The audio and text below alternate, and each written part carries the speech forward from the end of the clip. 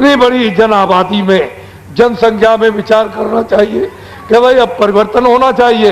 तो आप परिवर्तन की तो बात सोचते नहीं हो कि भाई ठीक है तो रास्ता हम चल चुके, ये तो हम जा चुके, इसमें तो रो रहे चिल्ला रहे, कोई रास्ता बदल दिया जाए। तो किसी से पूछा जाए कि भाई और कोई रास्ता है तो महात्मा बता देंगे। तो आप महात्मा से पूछते नहीं हो, उनको समझते हो ठगे, लकड़ी सुंगा देते, लड़के पकड़ ले जाते, मार डालते। बस इसी में घबरा गए और भागे और वहां तक नहीं गए। तुमने नहीं सुना था कि काफला इधर 87 में जा रहा, इतना बड़ा काफला, जिन लोगों से सुना उन्होंने कभी देखा, कभी कुछ, तो दौड़ करके आपको जाना चाहिए था कि चलो अच्छी चीज ले आए कुछ ना कुछ जा करके और उसको अच्छी तरह से समझ ले। तो कुछ नहीं है, बस लकड़ी सुंगाने वाला आ गया, लड़की ले जाएगा, लड़का बुढ़े को ले जाएगा, जवान को ले जाएगा। बस इसी में संगा में फंस गए। जो तुमको बताया था वो तो तुमने काम किया नहीं। ये नाना प्रकार की संगाएं सब तुम्हारे लिए दुखदाई, ये दारुण बन गई। तो मैं तो ये चाहता हूं मेरी बात को सुनो। अब तुमको इस तरह से सुख मिलने वाला नहीं है, ये हमारी बात को गांठ में बांधो। सुख का रास्ता दूसरा है, मेहनत करो। मैं कब कहता हूं कि खेती दुकान दफ्तर में न करो, मेहनत कीजिए ईमानदारी के साथ में, और शाम को बच्चों की सेवा। ये दो ही तो ड्यूटी है, और क्या है। कोई अतिथि आ गया हो तो कभी कभी तो कोई भूखा प्यासा आ जाए तो उसको एक गिलास पानी, एक टुकड़ा। अरे माताओं को कहा था कि जब तुम कभी खाना बनाना, रोटी बनाना, आटा जब गूंदना तो उसके पहले इतना सा आटा 1 तोला 1.5 तोला निकाल के हांडी में डाल देना। कोई भूखा, कोई प्यासा, कोई साधु, कोई दरवाजे पर आ जाए तो तुमको कुछ नहीं, मुसलमान है, हिंदू है, काला है, सांवला है, गोरा है, ब्राह्मण है, कौन है, कपड़े पहरे नहीं पहरे, उसको इतना आटा दे दूंगा। तुमको तो अपना काम करना, अरे तुमको सेवा करनी ये, लेकिन कुछ नहीं। बस जब कोई आया, हे माता जरा सा हम भूखे, हमको कुछ भिक्षा दे दे, उधर को मुँह कर लिया, वो उधर मुँह घुमा लिया, समझ गए, उधर चला जाए, उधर चला जाए। अरे ये तो तुमको कैसे पूरा पड़ेगा। महात्मा तो इसी से आते हैं कि तुम में कुछ दया रहेगी, कुछ तुम चिड़िया चुगाते रहोगे, थोड़ा थोड़ा आदत बनाए रहोगे स्वभाव, तो महात्मा आ जाएंगे, तो उनसे अमोलक चीज मिल जाएगी, तभी तो आत्म कल्याण होता। तो तुमने तो सब रास्ते बंद कर दिए, कैसे मिलेंगे। और संज्ञा नहीं रहेगी तो क्या रहेगा, संज्ञा निवारण का कौन आएगा आपके पास। तो इसलिए आप लोग एक काम करो, सब शाकाहारी हो जाओ, शुद्ध आहार, अनाज, सब्जी, फल, दूध, घी का, अशुद्ध आहार मत खाओ। कोई भी हो, पशु, पंछी, आदमी। अब देखो कोई कहता है अब तो बच्चे का बलि लेंगे, कोई कहता है हम उसका बलि लेंगे, कोई कहता है हम औरत का बलि लेंगे, गाय और बकरे का बलि लेंगे।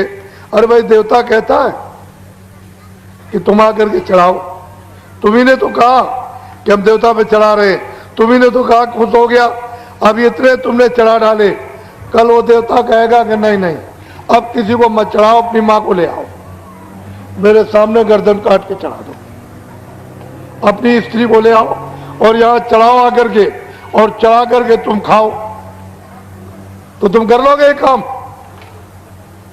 पहले सोचो, अरे सुधार करो। हे मनुष्यों, इंसानों, ये सजा मिलेगी तुमको, ये मालूम नहीं है कर्म कर्जा है, ये बहुत कठोर सजाएं मिलती है। वहां कोई बचाने वाला नहीं, वहां तो लाखों करोड़ों मीलों तक आवाज जाती है रोने की, थर्राते हैं उधर। तो महात्माओं ने जो ज्ञान में जो अपनी जीवात्मा को जगा के देखा है, उससे उन्होंने बताया कि अरे भाई ऐसा काम मत करो, नहीं तो वहां बड़े बड़े बादशाह और राजा वहां पीटे जा रहे हैं और उनको निकलने के लिए करोड़ों वर्षों तक मौका नहीं, ऐसा मत करो। तो शाकाहारी हो जाओ। एक बात, शुद्ध आहार करो, अशुद्ध आहार से तो मन बुद्धि चित्त चंचल हो जाएगी। तो न रामायण की पढ़ोगे, न गीता पढ़ोगे, न मंदिर में पूजा करोगे, न गंगा में स्नान करोगे, क्योंकि तुम्हारा मन बुद्धि चित्त तो चंचल और बुद्धि जो है नष्ट हो गई। और बीड़ी तंबाकू तो पी सकते हो, खा भी सकते हो, मैंने तो कभी खाया नहीं, न पिया है, मुझे तो बीड़ी तंबाकू पता नहीं। पर जो बच्चे 20 साल के हैं अभी तक जिन्होंने बीड़ी न तो पिए न तंबाकू पिए न खाई, बच्चों आप लोग बीड़ी तंबाकू मत पीना, ये बुरी आदत मत डालना।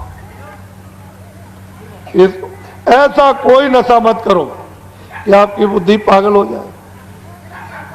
पागल बुद्धि हो गई, माँ को गाली, बाप को गाली, बहन को गाली, लड़कियों को गाली, बच्चों को गाली, स्त्री को गाली, मार दिया बगल में गाली पोज में, और चले जा रहे हो जोर के साथ में, और गड्ढा मिला, झटका लगा और नीचे चले गए तो टांग टूट गई और सिर फट गया, तो रोएगा कौन? अरे रुपया पैसा तुम्हारा खर्चा होगा, तुमने देखा क्या हालत।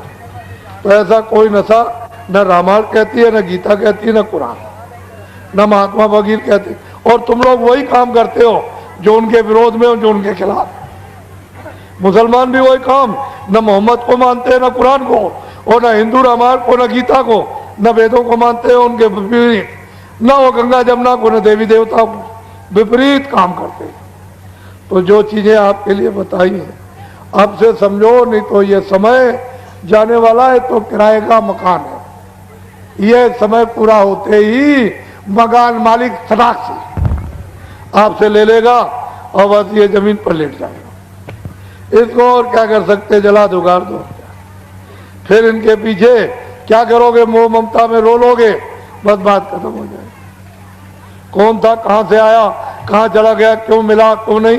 अरे सोचो समझो, सेवा करो, ठीक है, बच्चे की हो, बच्ची हो, घर में पति हो, पत्नी हो, माँ बाप हो, कि हमारा दायित्व है, कर्तव्य है सेवा करने का, हम इनकी सेवा है हमारी। कोई अतिथि आ गया, उसकी सेवा कर दो, वो आपकी सेवा कर दे, आप उसके यहाँ जाओ, वो उसके यहाँ, और हिंदू मुसलमान और सिख ईसाई छोटे बड़े सब लोग प्यार मोहब्बत से मिलजुल करके रहो, एक दूसरे के काम। सब बाधाएं व्याधाएं सब तकलीफें तुम्हारी धीरे से दूर निकल जाएं और एक दूसरे से प्यार मोहब्बत काम आने लगो। तो फिर झंझट किस बात का, जहां सुमत, घर में सुमत, समाज में सुमत, देश में सुमत, धर्म में सुमत, जहां सुमत तहां संपत नाना, और जहां कुमत घर में कुमत, समाज में कुमत, राज में कुमत और धर्म में कुमत, तो विपत निधाना।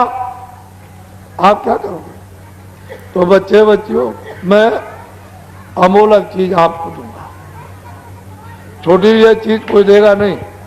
तुम घर में सब फूक कर और तुम ढूंढने निकलो तो नहीं मिलेगा। ये रुपए पैसे से आत्म धन, ये रूहानी खुदाई खजाना, ये दौलत के बांटने से नहीं मिलता कि चलो दुकान बना रखी है दे देंगे कि हमको आत्म धन दे दो तो मिल जाएगा, ऐसे नहीं।